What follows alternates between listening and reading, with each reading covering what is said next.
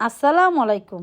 আমি আপনাদের জন্য ঝটপট সুস্বাদু একটি পাউরুটি দিয়ে ডিম ও পাউরুটি দিয়ে একটি রেসিপি তৈরি করব। এই জন্য লাগবে আমার পাউরুটি।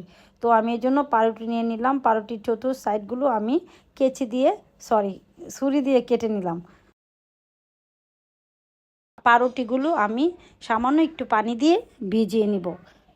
তারপর আমি নিয়ে নিলাম 4টি ডিম।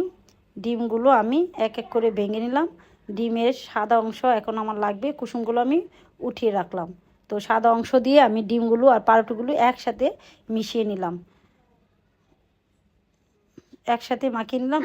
এখন লাগবে আমার লবণ। আমি পরিমাণ মতো লবণ ও জিরের গুঁড়ো দিয়ে দিলাম। লাগবে আমার পেঁয়াজ কুচি, লাগবে টমেটো, লাগবে কাঁচামরিচ, লাগবে শুকনো মরিচের বিচি।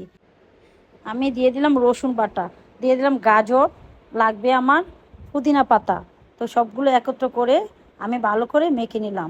তারপর নিয়ে নিলাম একটি ম্যাগির মশলার প্যাকেট।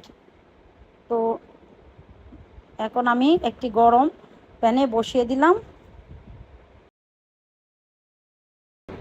আমার মানুষ 4 জন, তাই 4টা নাস্তার জন্য আমি রেডি করলাম 4টা ডিম এবং 8টা পাউরুটি দিয়ে। আপনারা মানুষ কম বেশি হলে কম বেশি করে নিতে পারবেন। মানুষের সংখ্যা বেশি হলে পাউরুটির সংখ্যাটা একটু বাড়িয়ে দিবেন। আর চুলাটা আমি ডিম করে বেজে নিলাম।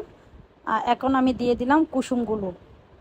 সাদা অংশ দিয়ে যত মেখে দিয়েছি কুসুমগুলো উঠিয়ে রেখেছিলাম 4টার ভিতরে কুসুমগুলো দিয়ে এখন চুলাটা ডিম করে আমি বেজে নেব। দেখেন আমার ডিমের তৈরি তো, তাই একদম সফট হয়েছে, তুলতুলে। আমার কুসুমটাও হাফ বয়েলের মতো হয়ে গেছে। তো এক্ষেত্রে নাস্তার জন্য খুব একটা অল্প সময়ে প্রায় 2 মিনিট আপনার তৈরি করে নিতে পারবেন। দেখেন কত সুন্দর, ভিতরে সফট, অনেক সুস্বাদু হয়েছে।